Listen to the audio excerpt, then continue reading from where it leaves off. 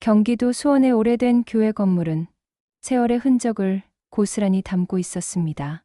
회색빛 콘크리트 외벽에는 세월이 만든 균열이 여기저기 보였고, 십자가가 세워진 첨탑은 세월의 무게를 견디며 여전히 하늘을 향해 솟아 있었습니다. 이른 아침부터 교회 마당에는 새벽 예배를 마친 교인들이 삼삼오오 모여 담소를 나누고 있었습니다. 이정호는 오늘도 어김없이 새벽 5시에 교회 문을 열었습니다. 60세의 나이지만 허리는 굳게 펴져 있었고, 흰 머리가 섞인 단정한 머리 모양새가 그의 성실함을 말해주는 듯했습니다. 30년 동안 이 교회를 섬겨온 장로로서 이정호는 이 교회의 모든 구석구석을 손바닥 들여다보듯 잘 알고 있었습니다. 정호 형님, 오늘도 일찍 오셨네요. 뒤에서 들려온 익숙한 목소리에 이정호는 미소를 지으며 고개를 돌렸습니다. 박성진이었습니다. 같은 나이인 60세. 이정호와는 어린 시절부터 함께 자란 친구였습니다. 두 사람은 20살 무렵 같은 공장에서 일하며 고된 청춘을 함께 보냈고, 그 인연은 평생을 이어져 왔습니다. 성진이 자네도 왔구만. 오늘 새벽 예배 은혜롭더군. 그러게 말입니다. 목사님 말씀이 가슴에 와닿았어요. 두 사람은 나란히 걸으며 교회 마당을 천천히 거닐었습니다. 아침 햇살이 교회 건물 위로 부드럽게 내려앉고, 마당 한쪽에 심어진 목련나무에서는 봄을 알리는 꽃망울이 맺혀 있었습니다. 이정호는 이런 평화로운 아침이 참 좋았습니다. 세상이 아무리 빠르게 변해도 이 교회만큼은 변함없이 자신을 받아주는 것 같았습니다. 성진아, 우리가 이 교회 다닌 지가 벌써 30년이 넘었지? 그러게요. 젊었을 때는 이렇게 오래 다닐 줄 몰랐는데 어느새 우리도 교회의 어른이 되었네요. 이정호는 그 말에 잠시 멈춰 서서 교회 건물을 바라보았습니다. 30년 전 이 교회는 허름한 단층 건물에 불과했습니다. 그때는 교인도 20명 남짓에 불과했죠. 하지만 세월이 흐르면서 교회는 조금씩 성장했고, 이제는 200명이 넘는 교인들이 모이는 제법 큰 교회가 되었습니다. 우리가 함께 헌금 모아서 이 건물 지을 때 생각나나? 그때 자네가 자기 차까지 팔아서 헌금했잖아. 박성진이 웃으며 고개를 끄덕였습니다. 하하. 그땐 젊어서 그런 일도 할 수 있었죠. 지금 생각하면 무모했던 것 같기도 하지만 후회는 안 해요. 하나님께 드린 거니까요. 그래. 우리 믿음만큼은 변하지 말자. 세상이 아무리 변해도 말이야. 당연하죠. 정호 형님. 하나님 앞에서 우리는 형제잖아요. 두 사람은 서로를 바라보며 따뜻하게 미소 지었습니다. 이정호는 박성진을 단순한 친구 이상으로 생각했습니다. 형제였고 동역자였으며 무엇보다 믿음의 동반자였습니다. 두 사람은 서로의 자식 결혼식에서 사회를 봐주었고, 사업이 어려울 때는 서로 돕는 것을 당연하게 여겼습니다. 일요일 오전, 주일 예배가 시작되기 전 교회는 분주했습니다. 교회 입구에서는 권사님들이 주보를 나눠주고 있었고, 성가대는 찬양 연습에 여념이 없었습니다. 이정호는 장로석에 앉아 주보를 펼쳐보았습니다. 오늘 예배 순서는 여느 때와 다름없었지만 광고란에 적힌 한 문구가 눈에 들어왔습니다. 교회 부지 매입건에 관한 재정위원회 회의 오늘 예배 후 진행. 이정호는 잠시 긴장한 표정으로 그 문구를 바라보았습니다. 몇 달 전부터 교회는 옆 건물 부지를 매입하려는 계획을 세우고 있었습니다. 교인 수가 늘어나면서 주차 공간도 부족하고 교육관도 새로 지어야 할 형편이었습니다. 그래서 목사님과 당회에서는 옆 건물 주인과 협상을 진행해왔고, 이정호가 재정 담당 장로로서 그 일을 맡게 되었습니다. 형님, 오늘 회의 준비 다 되셨어요? 옆자리에 앉은 박성진이 조심스럽게 물었습니다. 응.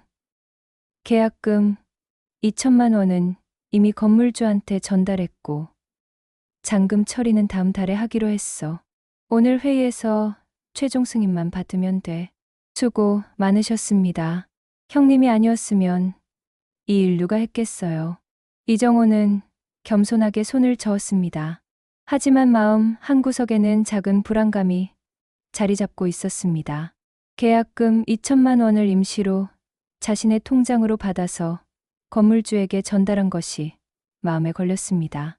교회 통장을 바로 사용하면 좋았을 텐데 강씨 교회 통장 인감을 목사님이 출장 중이라 가지고 있어서 어쩔 수 없이 자신의 통장을 거쳐간 것이었습니다. 회의 때 설명하면 다들 이해해 주시겠지. 이정호는 그렇게 스스로를 안심시키며 예배에 집중하려 했습니다. 예배가 끝나고 재정위원회 회의가 열렸습니다. 교회 사무실에는 목사님을 비롯해 몇몇 장로와 집사들이 모여 있었습니다. 이정호는 준비해온 서류를 펼쳐놓고 두지 매입 진행 상황을 설명하기 시작했습니다. 현재 계약금 2천만 원은 건물주에게 전달되었고 잔금 8천만 원은 다음 달 15일까지 납부하기로 했습니다. 부지 등기 이전은 잔금 납부와 동시에 진행될 예정입니다. 회의실 안은 조용했습니다. 목사님이 고개를 끄덕이며 만족스러운 표정을 지었습니다. 장로님, 수고 많으셨습니다. 그런데 계약금은 어떻게 전달하셨습니까? 예. 제 통장을 통해 전달했습니다. 당시 교회 통장 사용이 어려워서 제 통장으로 일단 받아서 바로 건물주에게 송금했습니다. 그 말에 회의실 분위기가 미묘하게 변했습니다. 몇몇 사람들이 서로 눈빛을 주고받았고 신임 집사인 김미란이 조심스럽게 손을 들었습니다. 장로님, 그럼 증빙 서류는 있으신가요? 건물주에게 송금한 내역 같은 거요. 물론이죠. 여기 통장 거래 내역과 건물주가 써준 영수증이 있습니다. 이정호는 서류를 테이블 위에 펼쳐놓았습니다. 김미라는 서류를 꼼꼼히 살펴보더니 고개를 끄덕였습니다. 하지만 그녀의 표정에는 여전히 미묘한 의구심이 남아있는 것 같았습니다. 회의는 무사히 마무리되었고 부지 매입건은 최종 승인을 받았습니다.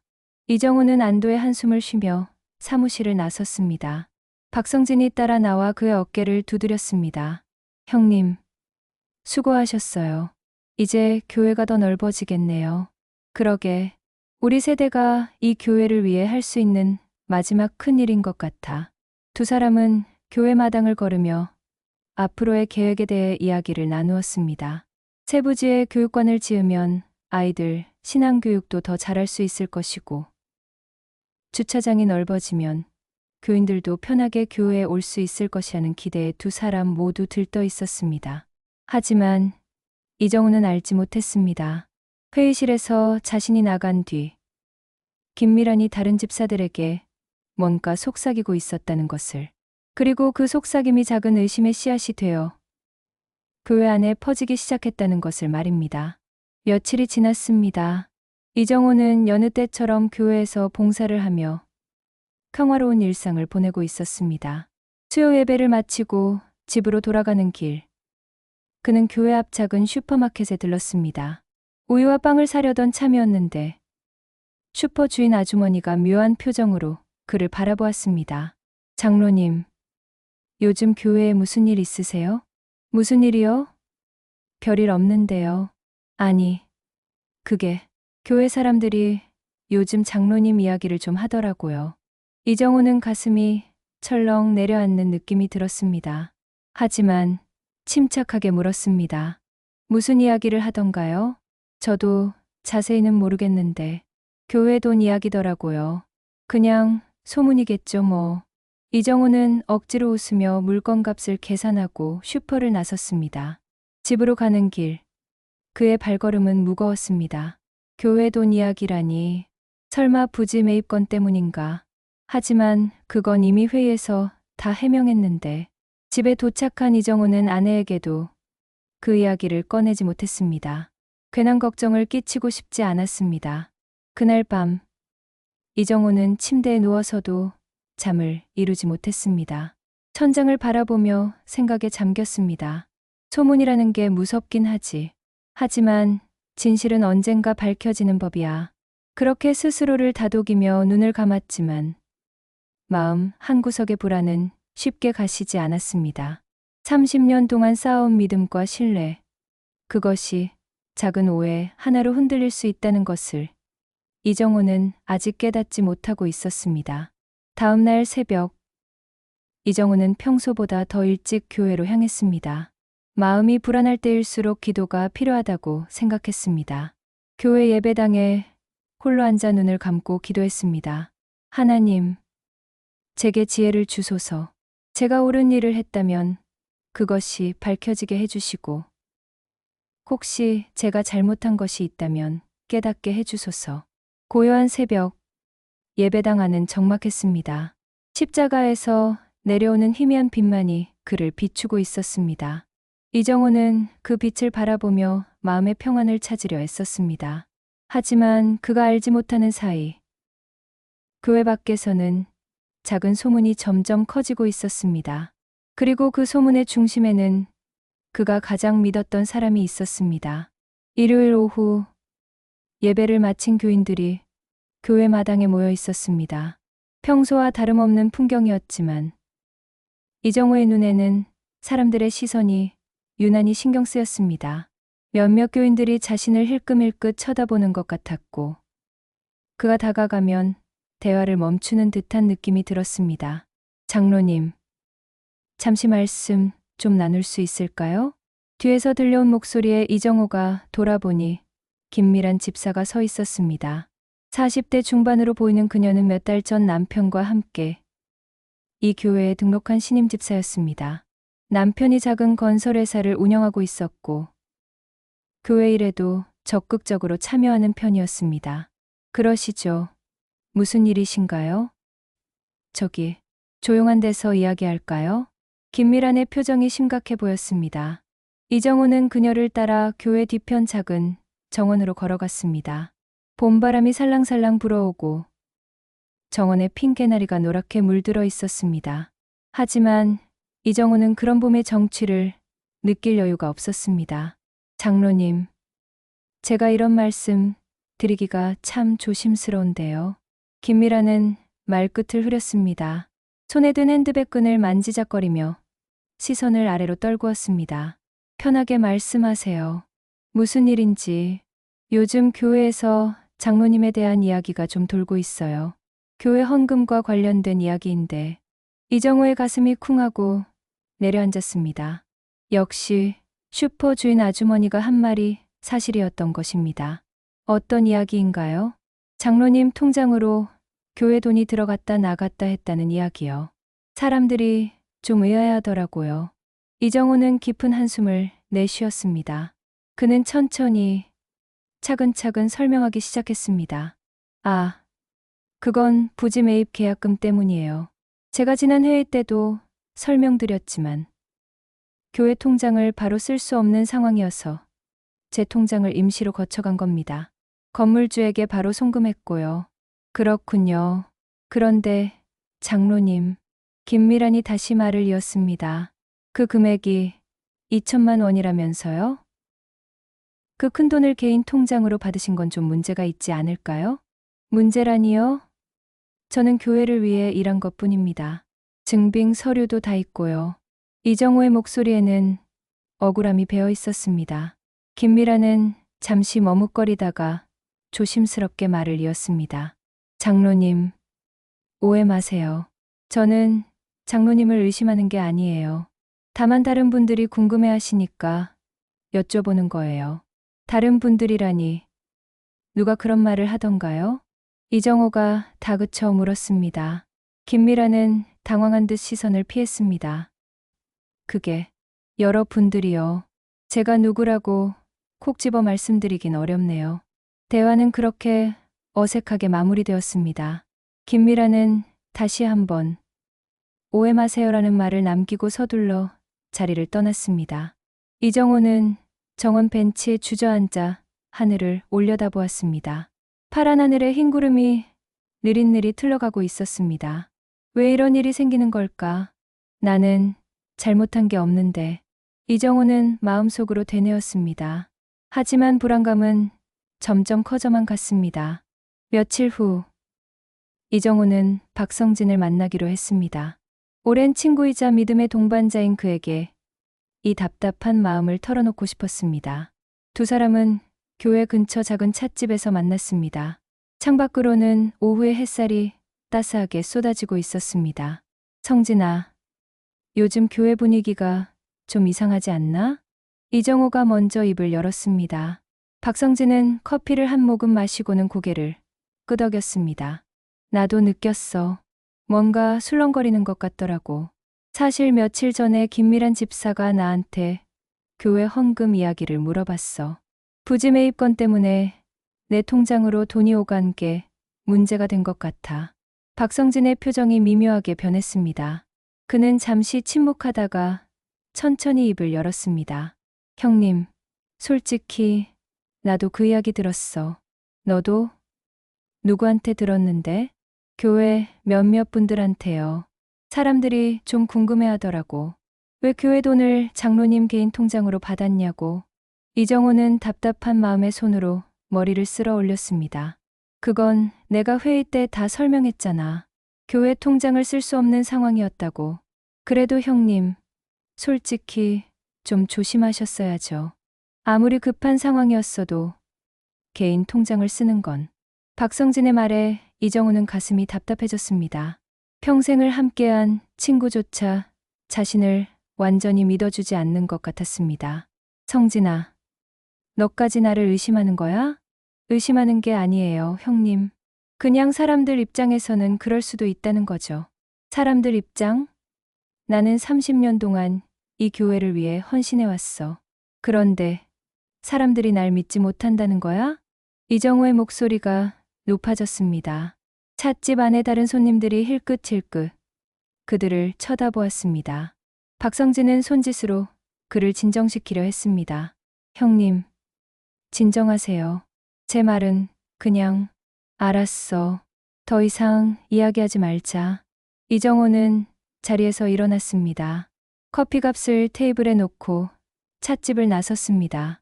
박성진은 그의 뒷모습을 멍하니 바라보다가 고개를 떨구었습니다. 그날 저녁, 이정호는 집에서 아내와 저녁을 먹고 있었습니다. 아내는 남편의 표정이 어두운 것을 눈치챘습니다. 여보, 무슨 일 있어요? 얼굴이 안 좋아 보이는데. 아니야.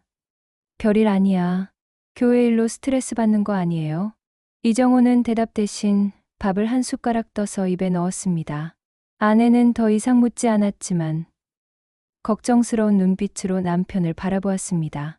식사를 마치고 거실 소파에 앉아 있던 이정호의 휴대전화가 울렸습니다. 교회 목사님이었습니다. 장로님, 내일 당회 회의가 있습니다. 꼭 참석해 주시기 바랍니다.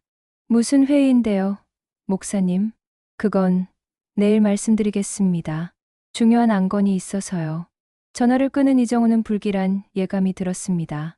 당회 회의라니 분명 자신과 관련된 일일 것 같았습니다. 다음 날 저녁, 이정호는 교회 사무실로 향했습니다. 회의실 문을 열자 이미 몇몇 장로와 집사들이 자리에 앉아 있었습니다. 박성진도 보였고 김미란도 있었습니다.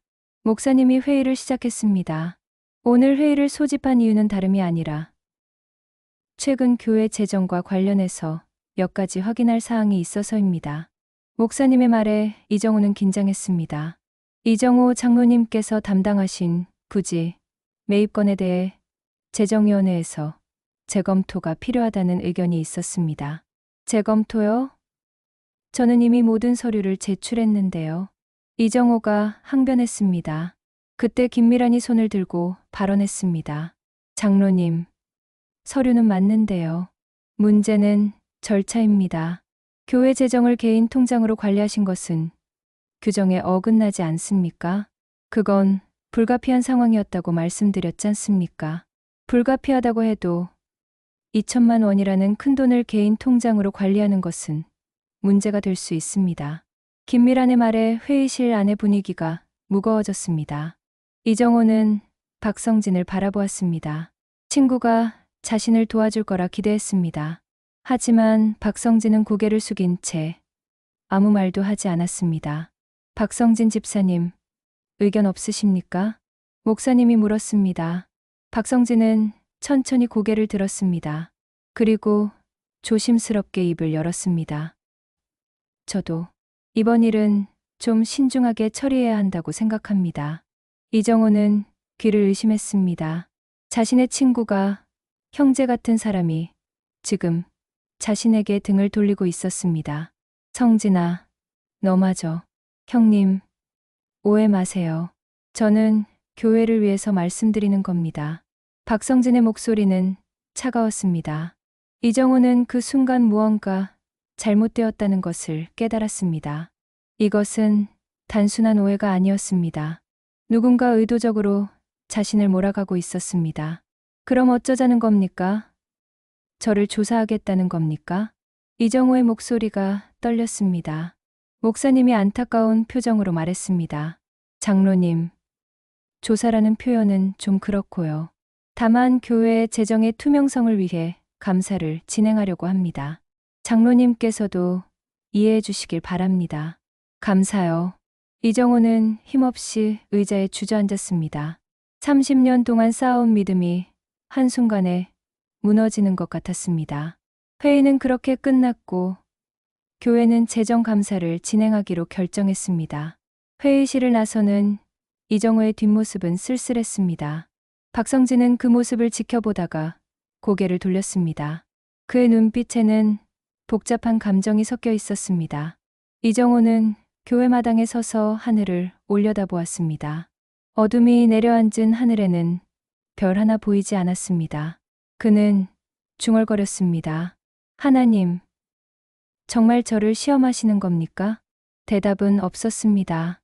다만 차가운 밤바람만이 그의 뺨을 스쳐 지나갈 뿐이었습니다. 재정감사가 결정된 다음 날, 이정호는 새벽같이 일어나 교회로 향했습니다. 밤새 잠을 설쳤지만 기도만이 이 답답한 마음을 풀어줄 수 있을 것 같았습니다. 새벽 예배에 참석하는 교인들은 평소보다 적었고 그들의 시선도 예전과는 달랐습니다. 누군가는 동정 어린 눈빛으로, 또 누군가는 의심 가득한 표정으로 그를 바라보았습니다. 예배를 마치고 나오는데 교회 입구에서 오랫동안 알고 지낸 권사님이 그에게 다가왔습니다. 70대의 연로한 권사님은 이정호가 처음 이 교회에 나왔을 때부터 알던 분이었습니다.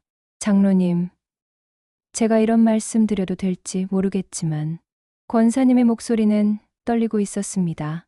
편하게 말씀하세요, 권사님. 요즘 교회에 이상한 소문이 많아요. 장로님이 교회 돈을 가지고 뭔가 잘못했다는 둥. 저는 그런 소문 안 믿어요. 장로님을 30년 가까이 봐왔는데 그럴 분이 아니잖아요.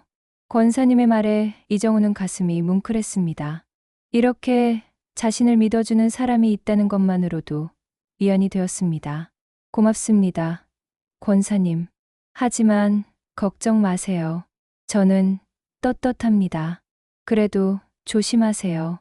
요즘 김미란 집사님이 여기저기 다니면서 장로님 이야기를 많이 하던데요. 김미란 집사님이요? 네. 박성진 집사님하고도 자주 이야기하는 것 같더라고요. 권사님의 말에 이정호는 가슴이 철렁했습니다. 김미란과 박성진이 자주 이야기를 나눈다니 뭔가 석연치 않은 느낌이 들었습니다.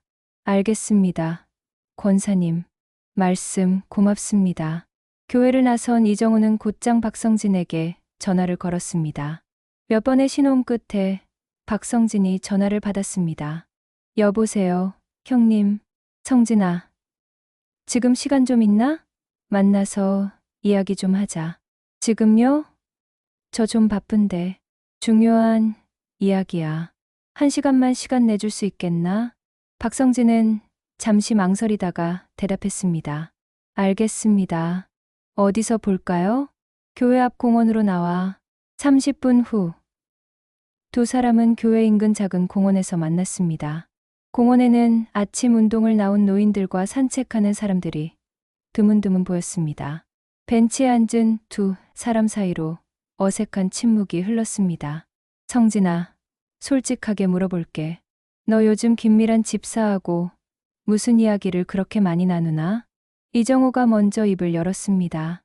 박성진은 잠시 놀란 표정을 지었지만 이내 평정을 되찾았습니다. 아, 그냥 교회 일로 이야기 좀 나눴어요. 김 집사님이 재정위원회 일을 새로 맡으셔서요. 그게 다야? 그게 다죠. 형님은 왜 그러세요? 박성진의 태도는 담담했습니다. 하지만 그 담담함 속에 묘한 거리감이 느껴졌습니다. 이정호는 친구의 눈을 똑바로 바라보았습니다. 성진아, 나한테 솔직하게 말해줘. 너 날 의심하고 있는 거 맞지?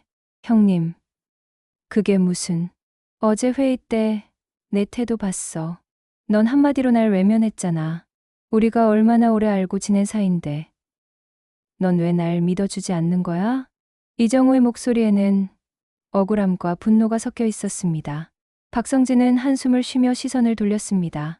형님, 저도 형님을 믿고 싶어요. 정말이에요. 하지만 하지만 형님이 하신 행동이 좀 경솔했던 건 사실 아닙니까? 2천만 원이라는 큰 돈을 개인 통장으로 관리하시다니.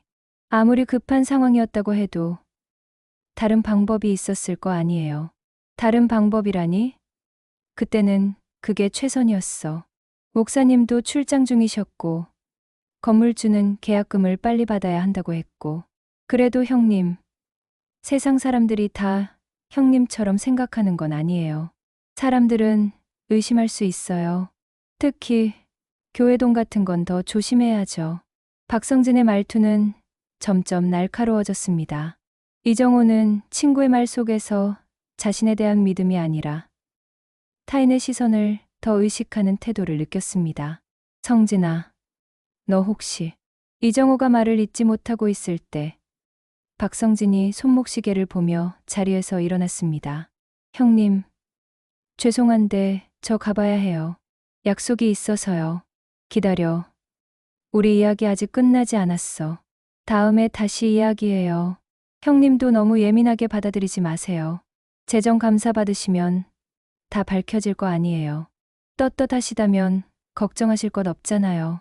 박성진은 그 말을 남기고 서둘러 공원을 빠져나갔습니다. 이정호는 벤치에 홀로 남아 친구의 뒷모습을 바라보았습니다. 멀어져가는 그 모습이 낯설게만 느껴졌습니다. 며칠 후, 교회는 재정 감사를 위해 외부 회계사를 초청했습니다. 이정호는 모든 서류를 정리해서 제출했습니다. 통장 거래, 내역, 건물주와의 계약서, 영수증. 모든 것이 완벽하게 준비되어 있었습니다. 그는 떳떳했습니다. 자신은 잘못한 것이 없었으니까요.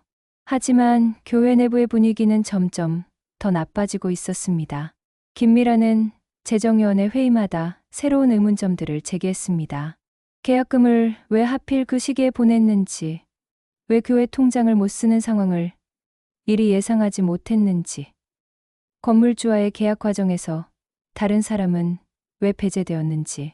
끝없는 질문 공세에 이정호는 지쳐갔습니다. 그는 매번 성실하게 답변했지만 김미란의 의심은 누그러들지 않았습니다. 그리고 그녀 옆에는 항상 박성진이 있었습니다.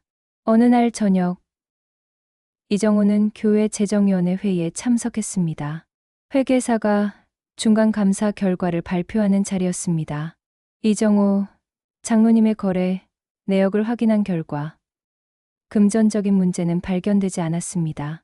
2천만 원은 정확하게 건물주에게 전달되었고 영수증도 정상적으로 발급되었습니다.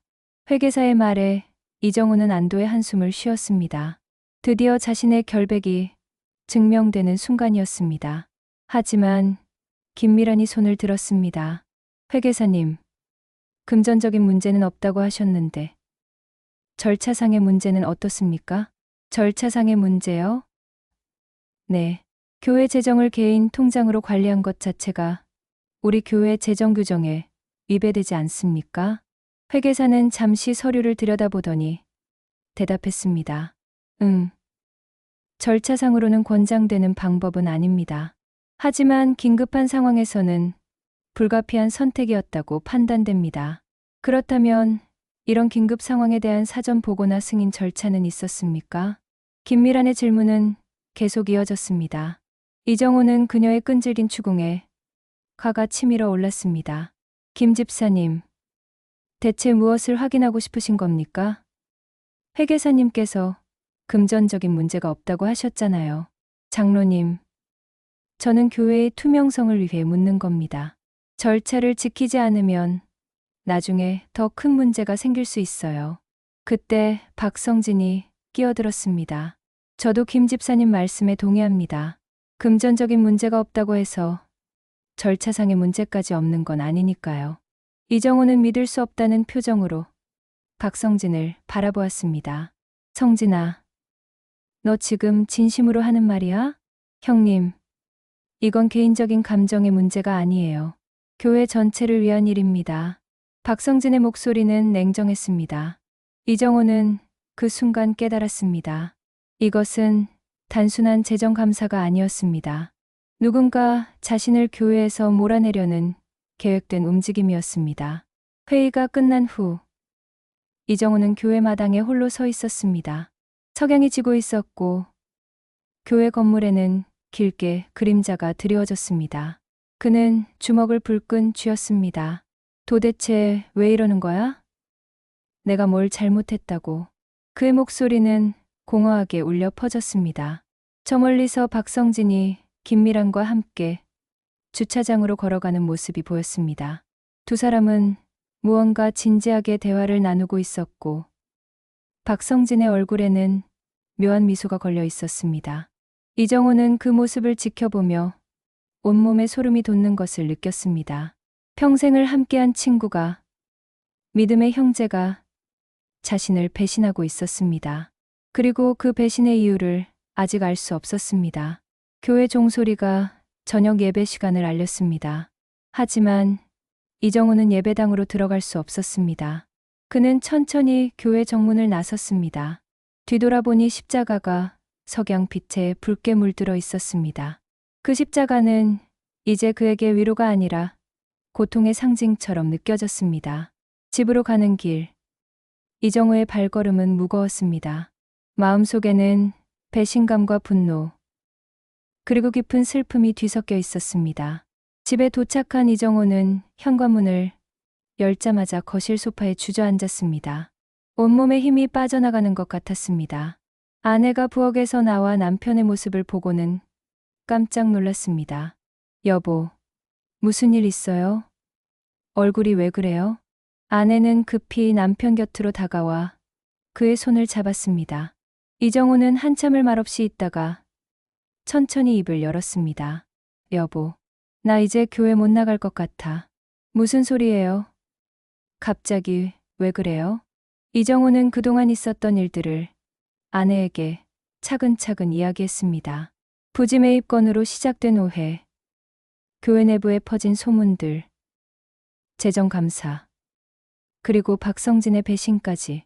이야기를 듣던 아내의 얼굴은 점점 창백해졌습니다. 그럼 성진 씨가 당신을 의심하고 있다는 거예요? 의심하는 정도가 아니야. 그 사람이 김미란 집사랑 뭔가 꾸미고 있는 것 같아. 날 교회에서 쫓아내려고 말이야. 말도 안 돼요. 평생을 형제처럼 지낸 사이인데 어떻게 그럴 수가 있어요? 아내의 목소리도 떨렸습니다. 박성진 내외와는 두 부부가 오랫동안 가깝게 지내온 사이였습니다. 명절 때면 함께 모여 식사를 하고 여행도 함께 다녔습니다. 그런 사이가 하루아침에 무너진다는 것이 믿기지 않았습니다. 나도 믿고 싶지 않아. 하지만 오늘 회의 때 그 사람 표정을 봤어. 예전의 성진이가 아니더라고. 그날 밤 이정호는 잠을 이룰 수 없었습니다. 천장을 바라보며 지난 30년의 세월을 떠올렸습니다. 박성진과 함께 웃고 울었던 순간들, 서로를 의지하며 힘든 시기를 견뎌냈던 기억들, 그 모든 것이 거짓이었단 말인가. 다음 날 아침, 이정호는 교회에 가지 않았습니다. 30년 만에 처음으로 주일 예배를 빠진 것입니다. 아내도 남편을 따라 집에 남았습니다. 두 사람은 거실에 앉아 멍하니 시간을 보냈습니다. 오후가 되자 휴대전화가 울렸습니다. 교회 목사님이었습니다. 장로님, 오늘 예배에 안 오셨는데 혹시 어디 편찮으십니까? 아닙니다. 목사님. 그냥 좀 쉬고 싶어서요. 장로님, 요즘 힘드신 거 제가 다 알고 있습니다. 하지만 이럴 때일수록 교회에 나오셔야죠. 기도로 이겨내야 합니다. 목사님, 솔직히 지금은 교회 나갈 마음이 없습니다. 사람들 시선도 부담스럽고. 목사님은 잠시 침묵하다가 한숨을 쉬었습니다. 알겠습니다. 장로님 마음 충분히 이해합니다. 하지만 장로님, 한 가지만 말씀드리고 싶은데요. 당회에서 결정이 하나 났습니다. 무슨 결정 말입니까? 장로님의 장로직을 당분간 정지하기로 했습니다. 재정감사가 완전히 끝날 때까지요. 이정호는 휴대전화를 쥔 손에 힘이 들어갔습니다. 장로직 정지요? 그게 무슨 말씀입니까? 교회의 명예를 지키기 위해 어쩔 수 없는 결정이었습니다. 장로님도 이해해 주시길 바랍니다. 교회의 명예라. 그럼 제 명예는 어떻게 되는 겁니까? 장로님, 진정하세요. 감사 결과가 나오면 다시 복직하실 수 있습니다. 누가 이런 결정을 주도했습니까? 혹시 박성진 집사입니까? 목사님은 대답하지 않았습니다. 그 침묵이 곧 대답이었습니다. 이정호는 전화를 끊었습니다. 손이 떨렸고 눈앞이 캄캄했습니다. 여보, 무슨 일이에요? 나 장로직 정지당했어. 30년 동안 섬겨온 교회에서 쫓겨난 거야. 아내는 남편을 끌어안으며 함께 울었습니다. 두 사람은 한참 동안 그렇게 서로를 붙들고 있었습니다. 며칠 후, 이정호는 아들로부터 전화를 받았습니다. 서울에서 회사를 다니는 아들은 주말에도 바빠서 자주 내려오지 못했습니다. 아버지, 저 이번 주말에 내려갈게요. 갑자기 무슨 일이니? 어머니한테 전화 받았어요. 요즘 교회에서 무슨 일이 있다고. 아버지랑 이야기 좀 해야 할 것 같아서요. 주말이 되자 아들이 집에 도착했습니다. 거실 소파에 마주 앉은 부자는 오랜만에 진지한 대화를 나눴습니다. 아버지, 도대체 무슨 일이에요? 어머니 말로는 교회에서 아버지를 의심하고 있다던데. 이정호는 아들에게도 그동안의 상황을 설명했습니다. 아들은 이야기를 듣다가 한숨을 쉬었습니다. 아버지, 솔직히 말씀드릴게요. 아버지가 너무 순진하신 거 아니에요? 뭐라고? 2천만 원이나 되는 돈을 개인 통장으로 받으셨다고요? 아무리 급한 상황이었어도 그건 좀 아니잖아요. 아들의 말에 이정호는 충격을 받았습니다. 자식까지 자신을 의심하는 것 같았습니다. 너까지 날 믿지 않는 거니? 믿는다. 안 믿는다의 문제가 아니에요.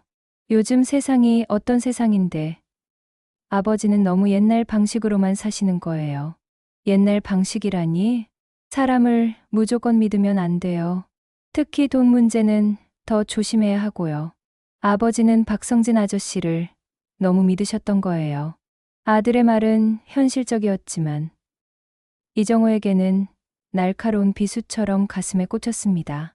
그래, 내가 사람을 믿은 게 잘못이었구나. 내가 바보였어. 아버지, 제 말은 그게 아니라. 됐다. 이제 그만 들어가거라. 바쁠 텐데. 아들은 더 이상 말을 잇지 못하고 강으로 들어갔습니다. 이정호는 홀로 거실에 남아 창밖을 바라보았습니다. 저녁 노을이 지고 있었지만 그의 마음속은 어둠뿐이었습니다. 그날 밤 아내가 쓰러졌습니다. 갑작스러운 가슴 통증을 호소하며 숨을 헐떡였습니다. 놀란 이정호와 아들은 급히 아내를 병원으로 데려갔습니다. 응급실에서 검사를 받은 결과 스트레스로 인한 협심증 증세였습니다. 환자분이 요즘 심한 스트레스를 받으셨나 봅니다. 당분간 안정을 취하셔야 해요. 의사의 말에 이정호는 자책감에 휩싸였습니다. 모든 것이 자신 때문이었습니다. 자신이 조심했더라면, 자신이 더 현명하게 처신했더라면, 가족들이 이런 고통을 받지 않았을 것입니다. 병실에 누워있는 아내는 남편의 손을 꼭 잡았습니다. 여보, 미안해요. 제가 약한 모습 보여서. 무슨 소리야. 내가 미안하지. 당신한테 이런 고생을 시켜서. 여보, 우리 이제 교회 그만 다녀요. 사람들 눈치 보면서 다니는 게 너무 힘들어요. 아내의 눈에서 눈물이 흘러내렸습니다. 이정호는 아내의 눈물을 닦아주며 고개를 끄덕였습니다. 알았어. 우리 당분간 쉬자. 건강이 제일 중요한 거야. 병원 복도에서 아들이 아버지에게 다가왔습니다. 아버지, 이제 그만하세요. 믿음이 뭐가 중요해요? 가족이 제일 중요하죠. 너 말이 맞다. 내가 잘못 생각했어. 아버지, 정 억울하시면 법적으로 대응하는 것도 방법이에요. 명예훼손이나 업무방해로 고소할 수도 있고요.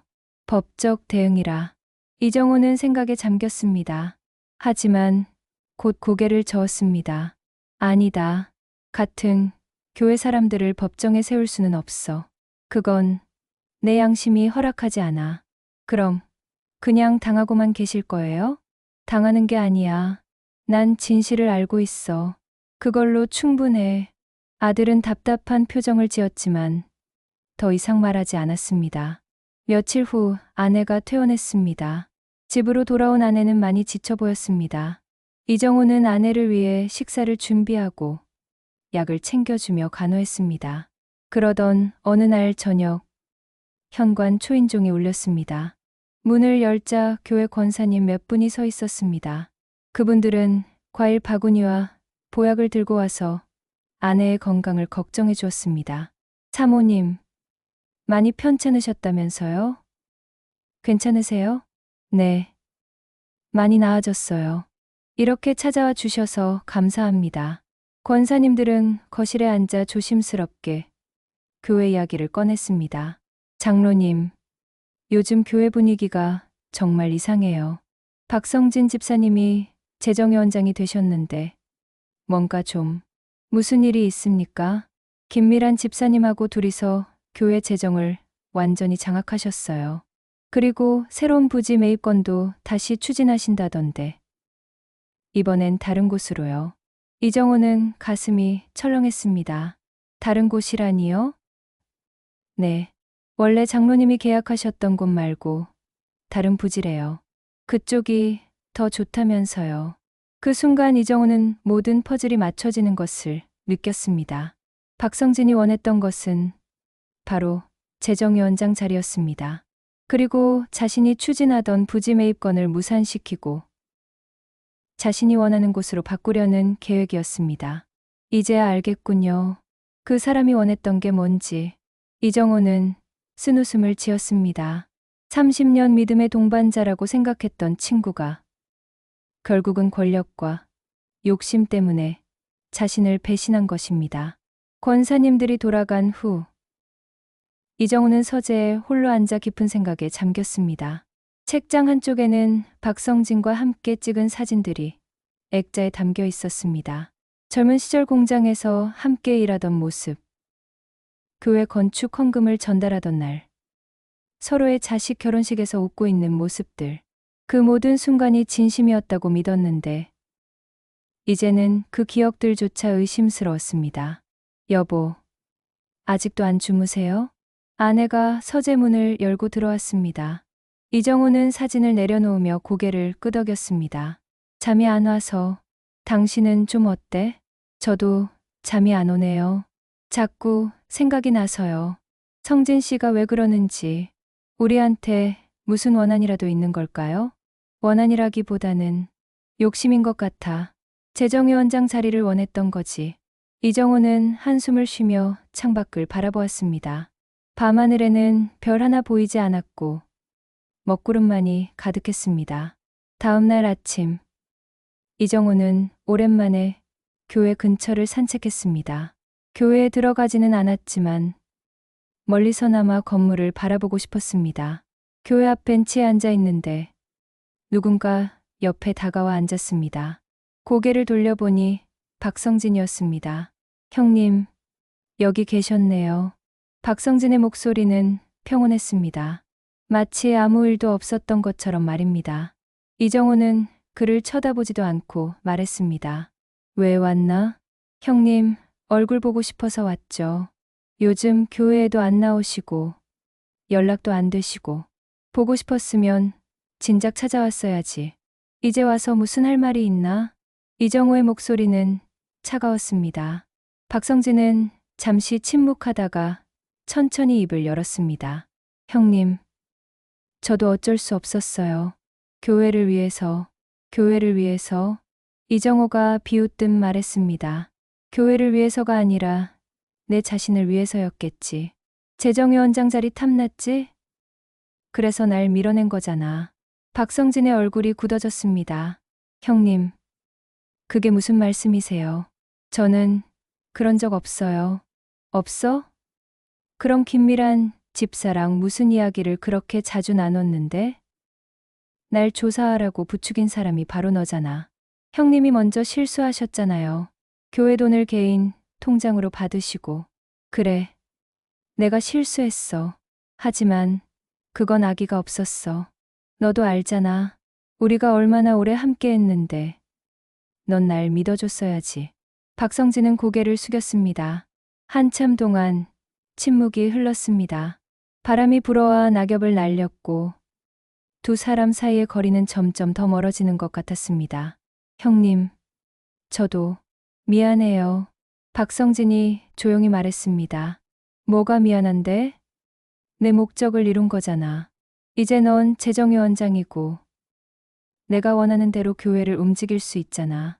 형님, 정말 그렇게밖에 안 보이세요? 그럼 뭐가 더 있어? 말해봐. 내가 모르는 게 뭐가 있는데? 박성진은 대답하지 않았습니다. 그는 자리에서 일어나 이정호를 내려다보았습니다. 형님, 언젠가는 이해해 주실 거라 믿어요. 이해? 배신을 이해하라고? 저는 배신한 게 아니에요. 그냥 다른 길을 선택한 것뿐이에요. 박성진은 그 말을 남기고 떠났습니다. 이정호는 그의 뒷모습을 바라보며 주먹을 불끈 쥐었습니다. 분노와 슬픔이 뒤섞여 가슴속에서 소용돌이쳤습니다. 며칠 후 이정호는 우연히 교회 앞 슈퍼에서 김미란을 마주쳤습니다. 김미란은 이정호를 보자 당황한 표정을 지으며 시선을 피했습니다. 김 집사님. 이정호가 먼저 말을 걸었습니다. 김미란은 어쩔 수 없이 멈춰섰습니다. 아, 장로님. 안녕하세요. 집사님. 한 가지만 물어봅시다. 왜 그러셨습니까? 제가 집사님한테 잘못한 게 뭐가 있습니까?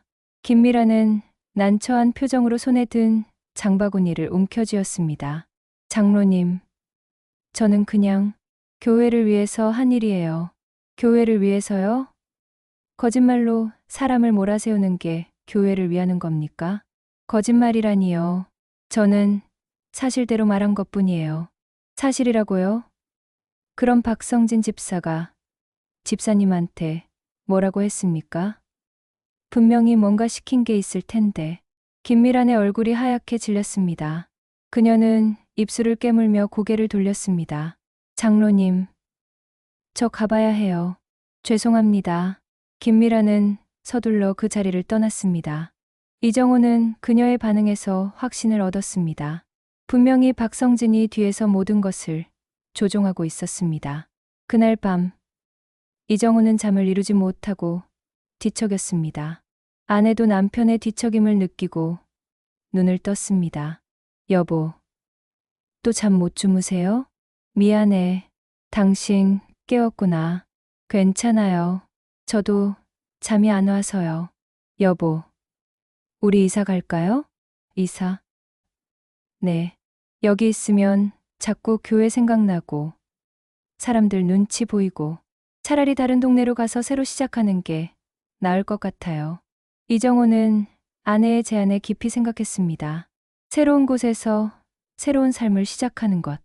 나쁘지 않은 생각이었습니다. 알았어. 내가 알아볼게. 조금만 기다려줘.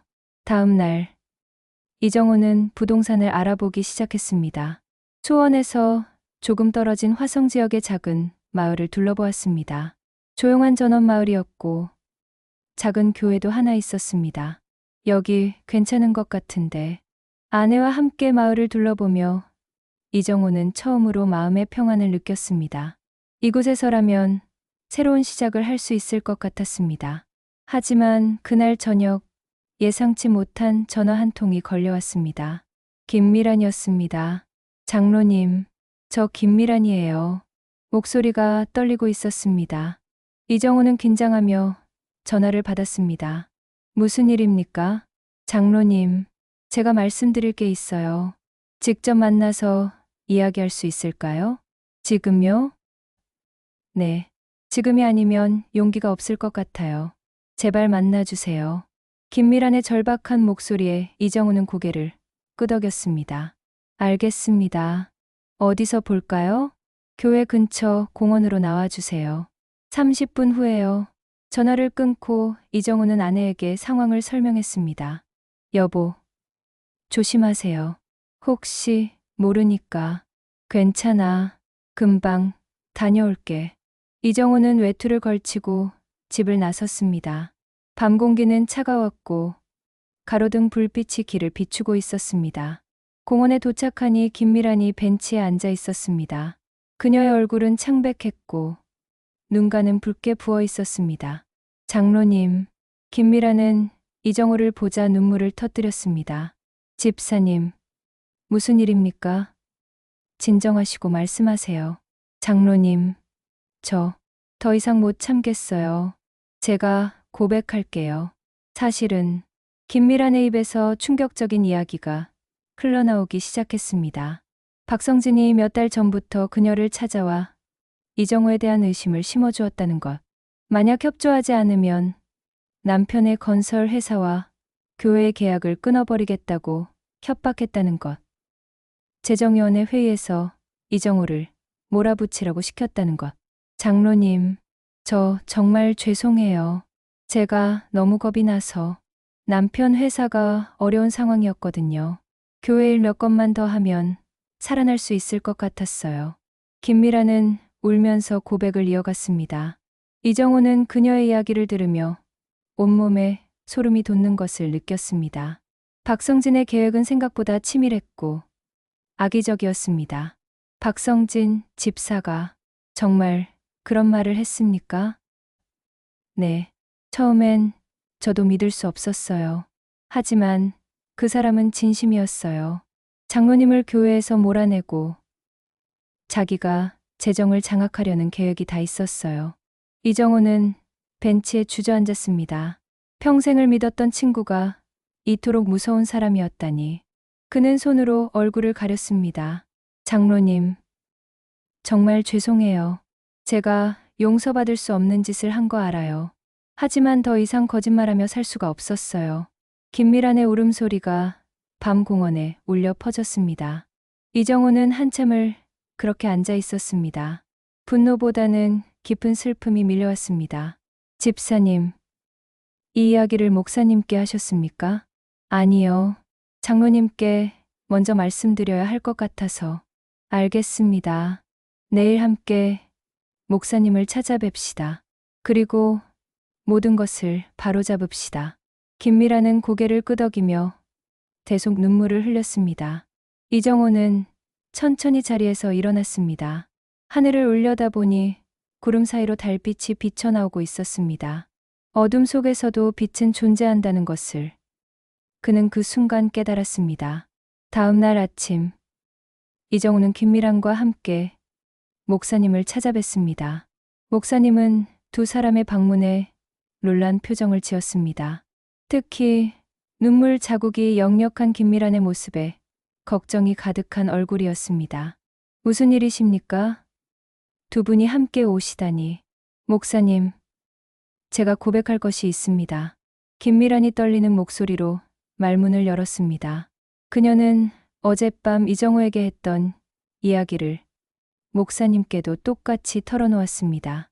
박성진의 협박, 거짓 증언, 그리고 이정호를 몰아내기 위한 계획까지. 이야기를 듣는 목사님의 얼굴은 점점 굳어졌습니다. 이런 일이, 우리 교회에서 이런 일이 있었다니. 목사님은 책상에 손을 짚고 깊은 한숨을 내쉬었습니다. 한참을 침묵하던 그는 김미란을 바라보았습니다. 집사님, 이 말씀이 모두 사실입니까? 거짓이 조금도 없습니까? 네, 목사님. 제가 거짓말할 이유가 없습니다. 오히려 이 고백으로 제가 더 힘들어질 거예요. 하지만 더 이상 양심을 속일 수가 없었습니다. 김미란의 눈에서 다시 눈물이 흘러내렸습니다. 목사님은 이정호를 돌아보았습니다. 장로님, 그동안 정말 억울하셨겠습니다. 목사님, 저는 억울함보다 배신감이 더 컸습니다. 평생을 형제처럼 지낸 사람에게 이런 일을 당하다니. 이정호의 목소리도 떨렸습니다. 목사님은 두 사람을 번갈아 보며 심각한 표정을 지었습니다. 이 문제는 당회에서 논의해야 할 것 같습니다. 오늘 저녁 긴급 당회를 소집하겠습니다. 두 분 모두 참석해 주시기 바랍니다. 목사님, 박성진 집사도 참석합니까? 이정호가 물었습니다. 당연히 참석해야죠. 본인에 대한 이야기니까요. 해명할 기회를 줘야 합니다. 저녁이 되자 교회 회의실에는 긴장감이 감돌았습니다. 당회원들이 하나둘 자리에 앉았고 마지막으로 박성진이 들어왔습니다. 그는 김미란이 앉아 있는 것을 보고 잠시 멈칫했지만 이내 자신의 자리에 앉았습니다. 오늘 긴급 당회를 소집한 이유는 중대한 문제가 발생했기 때문입니다. 목사님이 회의를 시작했습니다. 회의실 안은 숨소리조차 들릴 정도로 조용했습니다. 김미란 집사님께서 중요한 고백을 하셨습니다. 집사님, 당회원들 앞에서 다시 한번 말씀해 주시겠습니까? 김미란은 떨리는 손으로 물컵을 들어 물을 한 모금 마셨습니다. 그리고 천천히, 하지만 또렷하게 지난 몇 달간의 일들을 이야기했습니다. 박성진의 협박, 거짓 증언을 하도록 강요받은 것, 이정호 장로를 교회에서 몰아내려는 계획이 있었다는 것. 이야기가 진행될수록 박성진의 얼굴은 창백해졌습니다. 당회원들은 충격에 빠진 표정으로 김미란의 고백을 들었습니다. 박성진 집사님, 이 말씀에 대해 어떻게 생각하십니까? 목사님이 박성진을 바라보며 물었습니다. 박성진은 한참을 침묵하다가 입을 열었습니다. 목사님, 이건 오해입니다. 오해라니요? 어떤 부분이 오해입니까? 저는 김 집사님을 협박한 적이 없습니다. 단지 교회의 투명성을 위해 재정 문제를 명확히 하자고 말씀드린 것뿐이에요. 투명성이요? 그럼 집사님 남편 회사 계약을 끊겠다고 한 것은 어떻게 설명하시겠습니까? 김미란이 떨리는 목소리로 물었습니다. 박성진은 당황한 기색을 보이며 변명했습니다. 그건 그냥 하는 소리였어요. 진심이 아니었습니다. 하는 소리였다고요? 저는 그 말 때문에 얼마나 고민했는지 아세요? 밤마다 잠도 못 자고 양심의 가책에 시달렸어요. 김미란의 목소리가 높아졌습니다. 당회원들의 시선이 모두 박성진에게 쏠렸습니다. 박성진 집사님, 솔직하게 말씀하십시오. 재정위원장 자리를 원하셨습니까? 한월로 장로님이 날카롭게 물었습니다. 박성진은 입술을 깨물었습니다. 저는 교회를 위해 더 잘할 수 있다고 생각했습니다. 이정호 형님이 실수하신 것도 사실이고, 그래서 형제를 배신한 겁니까? 이정호가 처음으로 입을 열었습니다. 그의 목소리는 낮았지만 분노가 담겨 있었습니다. 성진아, 우리가 얼마나 오래 함께 했는데 내가 원했다면 내가 양보할 수도 있었어. 왜 이런 비열한 방법을 썼어? 형님, 박성진의 목소리가 떨렸습니다. 하지만 그는 끝까지 자신의 잘못을 인정하지 않으려 했습니다. 저는 비열한 방법을 쓴 게 아닙니다. 그냥 교회의 규정대로 절차를 밟은 것뿐이에요. 규정대로 절차를 밟았다고요?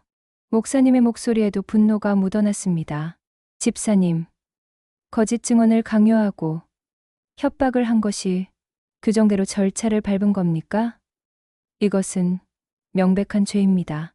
회의실 안이 무거운 침묵에 잠겼습니다. 박성진은 고개를 숙인 채 아무 말도 하지 못했습니다. 당회의 결정을 내려야 할 것 같습니다. 목사님이 엄숙하게 말했습니다. 박성진 집사님의 행동은 교회의 질서를 어지럽히고 형제를 해친 중대한 죄입니다. 당회원, 여러분의 의견을 듣고 싶습니다. 한 명씩 당회원들이 의견을 냈습니다.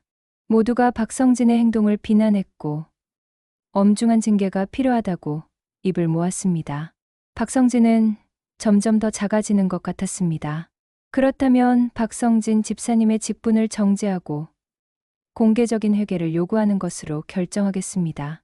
또한 이정호 장로님의 장로직 정지 결정은 즉시 철회하고 명예를 회복시켜 드리도록 하겠습니다. 목사님의 선언에 이정호는 복잡한 심경이 되었습니다. 자신의 결백이 증명되어 기쁘기도 했지만 친구의 몰락을 지켜보는 것은 고통스러웠습니다. 회의가 끝나고 사람들이 하나둘 자리를 떠났습니다. 박성진도 고개를 숙인 채 회의실을 나가려 했습니다. 그때 이정호가 그를 불렀습니다. 성진아, 잠깐만. 박성진이 멈춰 섰습니다. 하지만 이정호를 바라보지는 못했습니다. 왜 그랬어? 정말 재정위원장 자리가 그렇게 중요했어? 한참을 침묵하던 박성진이 조용히 대답했습니다. 형님은 항상 중심이었어요. 교회에서도 사람들 사이에서도 모두가 형님을 존경했죠. 저는 항상 형님 그림자였어요. 이정호는 놀란 표정을 지었습니다. 그림자라니? 나는 한 번도 그렇게 생각해 본 적 없는데. 형님은 몰랐겠죠. 하지만 저는 항상 느꼈어요. 사람들이 저를 볼 때 이정호 장로의 친구로만 봤다는 거려. 저도 한 번쯤은 중심이 되고 싶었어요. 박성진의 목소리에는 오랜 열등감이 배어 있었습니다. 이정호는 가슴이 아팠습니다. 친구의 마음속에 이런 상처가 있었다는 것을 전혀 몰랐습니다. 성진아, 미안해. 내가 내 마음을 몰랐구나. 아니에요. 형님 잘못이 아니에요. 제가 제 마음을 다스리지 못한 거예요. 박성진은 그 말을 남기고 회의실을 나갔습니다. 이정호는 홀로 회의실에 남아 창밖을 바라보았습니다. 밤하늘에는 별이 총총히 빛나고 있었습니다. 집으로 돌아온 이정호는 아내에게 오늘 있었던 일을 모두 이야기했습니다. 아내는 남편의 손을 꼭 잡았습니다. 여보, 이제 마음 편히 쉴 수 있겠네요. 편하긴 한데 마음이 복잡해.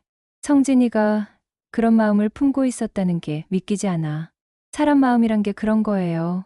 겉으로는 웃어도 속으로는 아픈 거죠. 나도 이제 알겠어. 내가 너무 둔했던 것 같아. 그날 밤, 이정호는 오랜만에 편안한 잠을 잤습니다.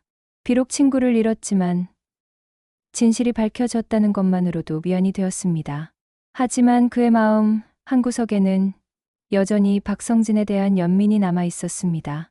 다음 날 아침, 이정호는 오랜만에 교회 새벽 예배에 참석했습니다. 교인들이 그를 반갑게 맞이했고 몇몇은 미안하다는 말을 전했습니다. 이정호는 모두를 용서한다고 말했습니다. 예배를 마치고 나오는데 멀리서 박성진의 모습이 보였습니다. 그는 교회 담벼락에 기대어 서서 멍하니 교회 건물을 바라보고 있었습니다. 이정호는 그에게 다가가려 했지만 박성진은 그를 피해 돌아섰습니다. 성진아, 이정호가 불렀지만 박성진은 돌아보지 않고 걸어갔습니다. 그의 뒷모습은 쓸쓸하고 외로워 보였습니다. 이정호는 그 모습을 지켜보며 깊은 한숨을 내쉬었습니다. 하나님, 저 친구도 용서해 주소서. 그는 조용히 기도했습니다. 며칠이 지났지만 이정호는 박성진의 쓸쓸한 뒷모습을 잊을 수 없었습니다. 밤마다 그 모습이 떠올라 잠을 설쳤고 식사를 할 때도 입맛이 없었습니다. 아내가 걱정스러운 눈빛으로 남편을 바라보았습니다. 여보, 괜찮아요? 결백이 밝혀졌는데도 왜 이렇게 힘들어해요? 나도 모르겠어. 성진이 생각만 하면 가슴이 답답해. 그 사람이 당신을 그렇게 배신했는데도 아직도 걱정이 되세요? 걱정이라기보다는 미안해. 내가 그 친구 마음을 전혀 몰랐다는 게. 이정호는 창밖을 바라보며 긴 한숨을 내쉬었습니다. 봄이 깊어가는 계절이었지만 그의 마음속은 여전히 겨울이었습니다. 그날 저녁 이정호는 결심을 했습니다. 박성진을 찾아가 제대로 이야기를 나눠야겠다고 생각했습니다. 그는 박성진의 집으로 향했습니다.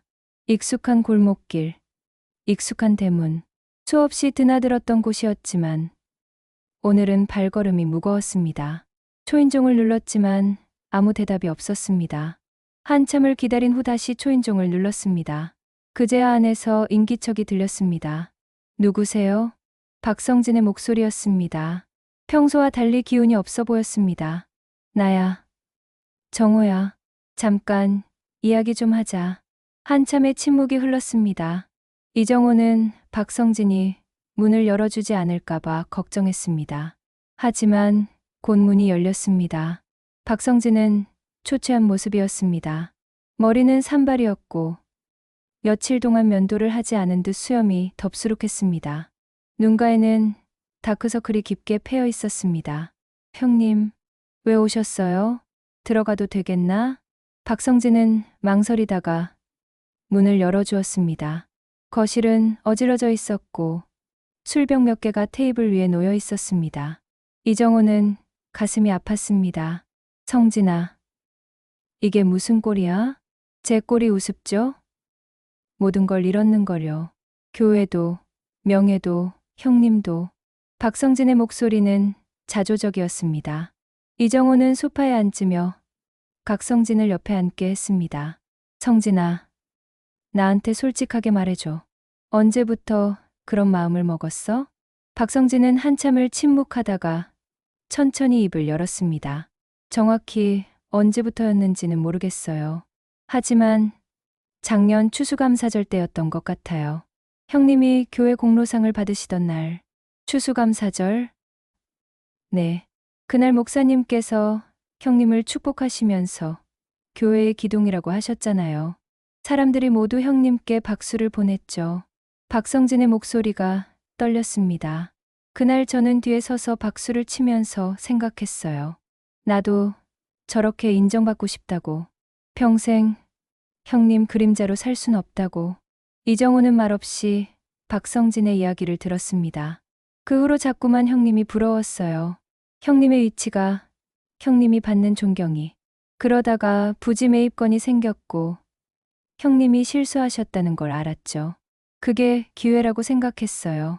그래서 김미란 집사를 이용한 거구나. 네. 미안해요, 형님. 저도 제가 이렇게 비열한 사람인 줄 몰랐어요. 박성진은 고개를 떨구고 울기 시작했습니다. 60평생 처음 보는 친구의 눈물이었습니다.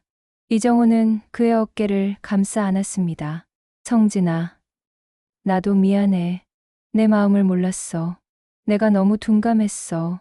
형님, 잘못이 아니에요. 제 욕심이 문제였어요. 두 사람은 한참 동안 그렇게 있었습니다. 30년 우정의 무게가 그 침묵 속에 담겨 있었습니다. 성진아, 나한테 한 가지 제안이 있어. 이정호가 조심스럽게 말을 꺼냈습니다. 무슨 제안이요? 교회 앞에서 함께 회개하자. 너는 내 죄를, 나는 내 마음을 몰랐던 죄를. 박성진은 놀란 표정으로 이정호를 바라보았습니다. 형님이 무슨 죄가 있다고? 있어. 나는 형제의 아픔을 보지 못했어. 그것도 죄야. 형님. 박성진의 눈에서 다시 눈물이 흘러내렸습니다. 이정호는 그의 손을 꼭 잡았습니다.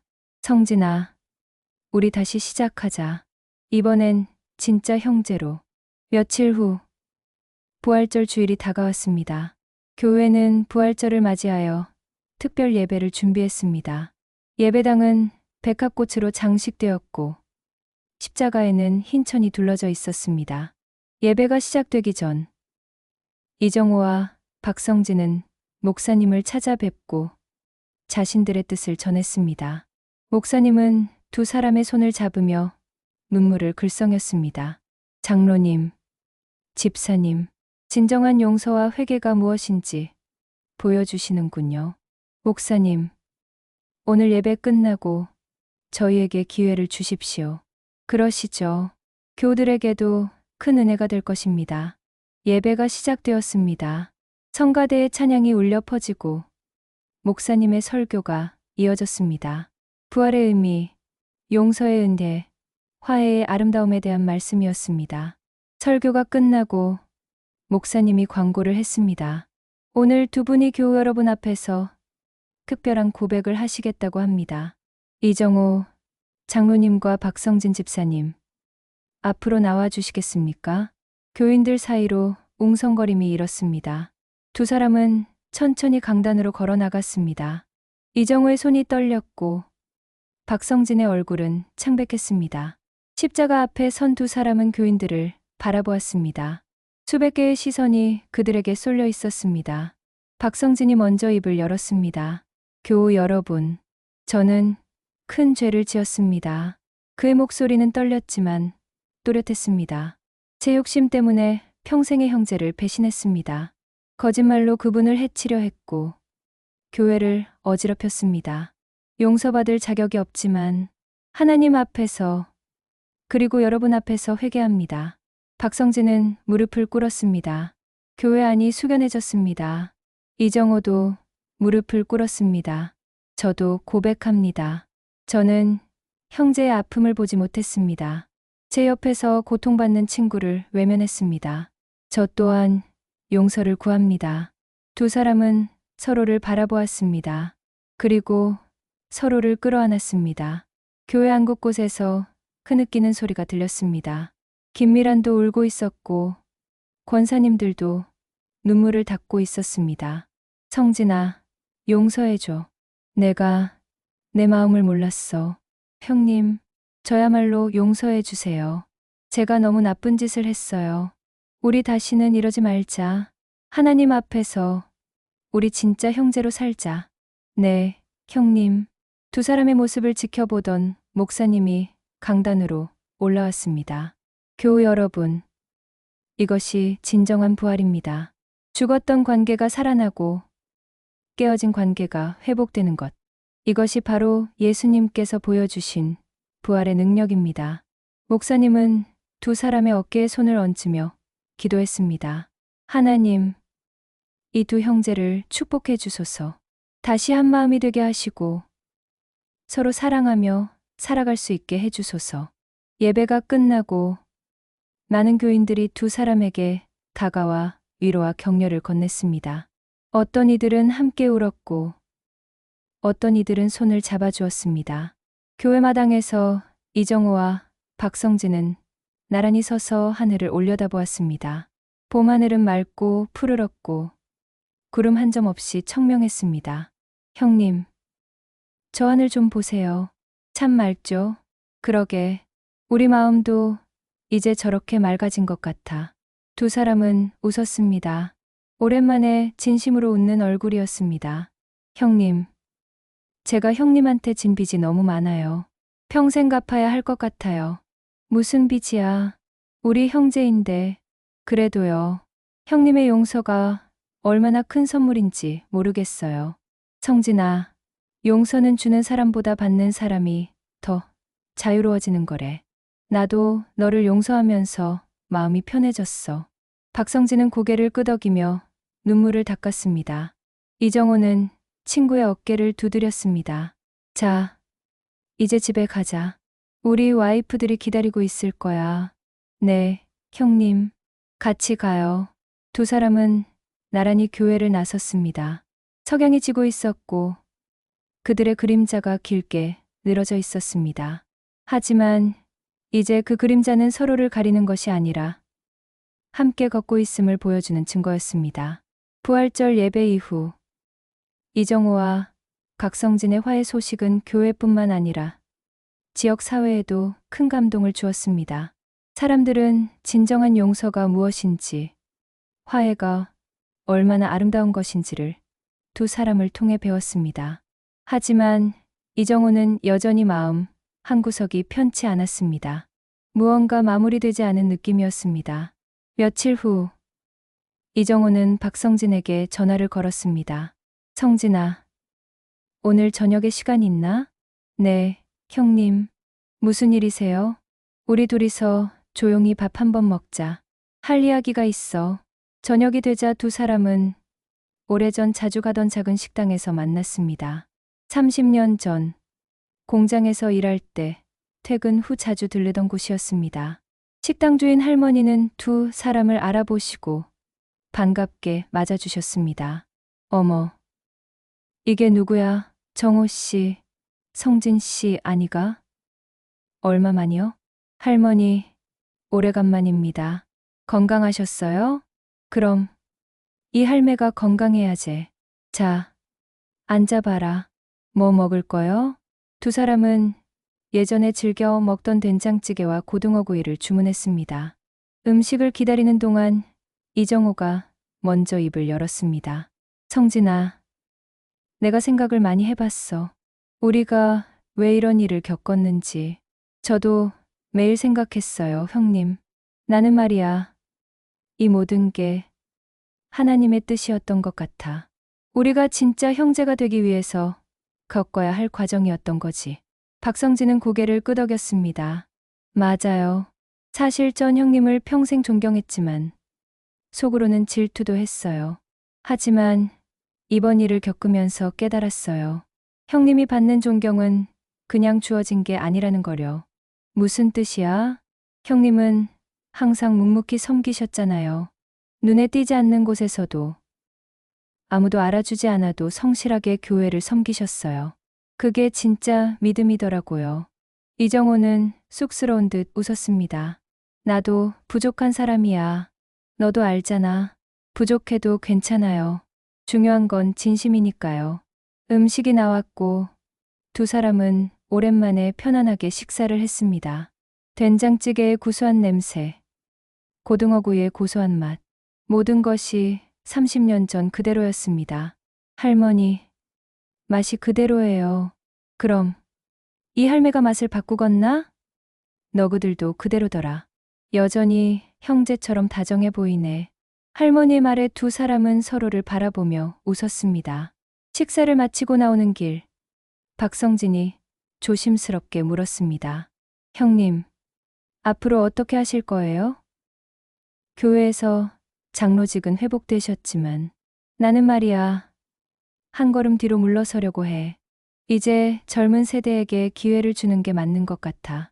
그럼 장로직을 내려놓으시려고요? 아니, 직분은 유지하되 봉사는 뒤에서 조용히 하려고. 앞에 나서는 것보다 기도로 섬기는 게 내 나이에 맞는 것 같아. 박성진은 잠시 생각하다가 말했습니다. 저도 그렇게 하고 싶어요. 사실 직분 정지가 풀려도 다시 앞에 나설 용기가 없어요. 그럴 필요 없어. 너는 내가 할 수 있는 방식으로 섬기면 돼. 우리 둘이 함께 뒤에서 교회를 바치는 거야. 네, 형님. 그게 좋겠어요. 두 사람은 교회 쪽으로 걸어갔습니다. 저녁 하늘에는 노을이 아름답게 물들어 있었습니다. 교회 첨탑의 십자가가 붉은 빛에 물들어 빛나고 있었습니다. 성진아, 저기 십자가 좀 봐. 참 아름답네요. 우리도 저렇게 빛날 수 있을까? 이미 빛나고 있잖아요, 형님.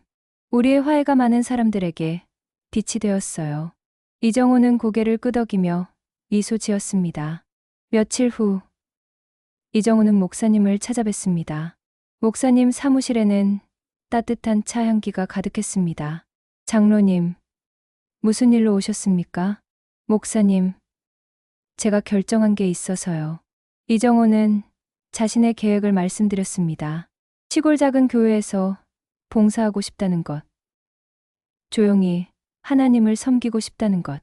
목사님은 조용히 이야기를 들으시더니 고개를 끄덕였습니다. 장로님, 좋은 결정이십니다. 하지만 이 교회도 여전히 장로님이 필요합니다. 목사님, 저는 이 교회를 떠나는 게 아니에요. 다만 주일에는 시골 교회에서 섬기고 평일에는 이곳에서 기도로 섬기려고요. 그렇군요. 장로님의 뜻을 존중하겠습니다. 목사님은 이정호의 손을 꼭 잡았습니다. 장로님, 이번 일을 통해 우리 교회가 많이 배웠습니다. 진정한 믿음이 무엇인지, 용서가 얼마나 중요한지. 목사님, 저야말로 많이 배웠습니다. 사람을 믿는 것과 진리를 믿는 것의 차이를요. 며칠 후, 이정호는 박성진과 함께 화성의 작은 시골 교회를 방문했습니다. 예전에 아내와 함께 둘러봤던 그 교회였습니다.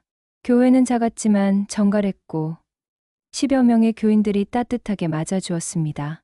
어르신들, 앞으로 저희가 이 교회에서 봉사하게 되었습니다. 오메, 고맙습니다잉. 우리 같은 시골 교회에 와주시다니. 나이 지긋한 권사님이 두 사람의 손을 꼭 잡았습니다. 이정호는 그 손의 온기에서 진심을 느꼈습니다. 저희야말로 고맙습니다. 여기서 많이 배우고 싶습니다. 배우다니요. 우리가 배워야죠. 그날부터 이정호와 박성진은 매주 일요일 시골 교회에서 봉사를 시작했습니다. 청소도 하고 잔디도 깎고 노인들을 병원에 모셔다 드리기도 했습니다. 화려하지 않았지만 마음은 충만했습니다. 어느 일요일 오후 봉사를 마치고 교회 마당에 앉아 있던 두 사람에게 한 할머니가 다가왔습니다. 집사님들, 이거 좀 드세요. 할머니는 직접 만든 감자전을 가져오셨습니다. 김이 모락모락 나는 따끈한 전이었습니다. 할머니, 이렇게 신경 쓰시면 어떡해요? 아이고, 뭘, 고생하시는데 이것도 못 해드리겠어요? 두 사람은 감사하게 받아 먹었습니다. 소박한 음식이었지만 마음이 담긴 맛이었습니다. 성진아, 행복하지? 네, 형님. 이렇게 행복한 적이 없었던 것 같아요. 나도 그래. 이제야 진짜 믿음이 뭔지 알겠어. 박성진은 하늘을 올려다보았습니다. 형님, 믿음이 뭐예요? 믿음은 말이야, 교회 건물 안에 있는 게 아니야. 우리가 서로 용서하고 붙드는 그 마음 안에 있는 거지. 맞아요. 이제 알겠어요. 몇 달이 흘렀습니다. 어느 날, 이정우는 서재를 정리하다가 낡은 성경책 속에서 편지 한 장을 발견했습니다. 봉투에는 정우 형님께라고 적혀 있었습니다. 박성진의 필체였습니다. 손이 떨리며 편지를 펼쳤습니다. 정우 형님께. 이 편지를 쓰는 게 참 부끄럽습니다. 형님을 배신했던 제가 감히 편지를 쓴다는 것이. 하지만 꼭 전하고 싶은 말이 있어서 이렇게 펜을 듭니다. 형님, 저를 용서해 주셔서 정말 고맙습니다. 형님의 용서가 저를 다시 살게 했습니다. 이제 저는 알겠습니다. 진짜 중요한 것은 자리가 아니라 마음이라는 것을요. 형님 곁에서 형제로 살 수 있다는 게 얼마나 큰 축복인지요. 언젠가 우리가 하나님 앞에 설 때 저는 이렇게 말하고 싶습니다. 제 평생 가장 큰 축복은 이정우 형님을 만난 것이었다고. 형님, 사랑합니다. 당신의 동생, 성진올림. 이정우의 눈에서 눈물이 흘러내렸습니다. 그는 편지를 가슴에 꼭 안았습니다. 성진아, 나도 사랑해. 너를 만난 게 내 인생 최고의 축복이야. 그날 저녁, 이정우는 박성진에게 전화를 걸었습니다. 성진아, 편지 봤어. 아, 그거요? 부끄럽네요. 고마워. 정말 고마워. 제가 더 고맙죠, 형님. 두 사람은 잠시 침묵했습니다. 하지만 그 침묵은 불편하지 않았습니다. 오히려 따뜻하고 포근했습니다. 성진아, 다음 주 일요일에 시골 교회 가기 전에 우리 교회에 먼저 들르자. 함께 기도하고 싶어. 좋아요, 형님. 같이 가요. 몇 년이 흘렀습니다. 이정우와 박성진은 여전히 매주 함께 시골 교회에서 봉사하고 있었습니다. 머리에는 흰머리가 더 늘었고 주름도 깊어졌지만 두 사람의 우정은 더욱 깊어졌습니다. 어느 봄날 교회 마당에 앉아있던 이정호가 하늘을 올려다보며 말했습니다. 성진아, 우리 이제 많이 늙었네. 그러게요. 벌써 70을 바라보네요. 후회 없어? 하나도요. 형님은요? 나도. 오히려 감사해. 이런 시간들이 있어서. 박성진은 미소 지으며 이정호의 어깨를 두드렸습니다. 형님, 우리 약속 하나 해요. 무슨 약속? 천국 가서도 형제로 만나요. 당연하지. 거기서도 우리는 형제야. 두 사람은 웃었습니다. 봄바람이 불어와 벚꽃잎이 하늘거렸습니다. 교회 마당은 연분홍빛으로 물들었고 두 노인의 웃음소리가 따스한 봄날의 공기 속으로 퍼져나갔습니다. 그날 저녁 이정호는 일기를 썼습니다. 오늘도 성진이와 함께 봉사했다. 힘들었지만 행복했다. 이제야 깨달았다. 믿음은 교회 건물 안에 있는 게 아니라 우리가 서로 용서하고 붙드는 그 마음 안에 있다는 것을. 하나님, 감사합니다. 저에게 진짜 형제를 주셔서, 그리고 진짜 믿음을 찾게 해주셔서. 일기를 닫고 창밖을 바라보니 밤하늘의 별들이 총총히 빛나고 있었습니다. 이정호는 그 별빛을 바라보며 조용히 기도했습니다. 내일도 성진이와 함께 하나님을 섬길 수 있기를, 그리고 이 아름다운 우정이 영원하기를.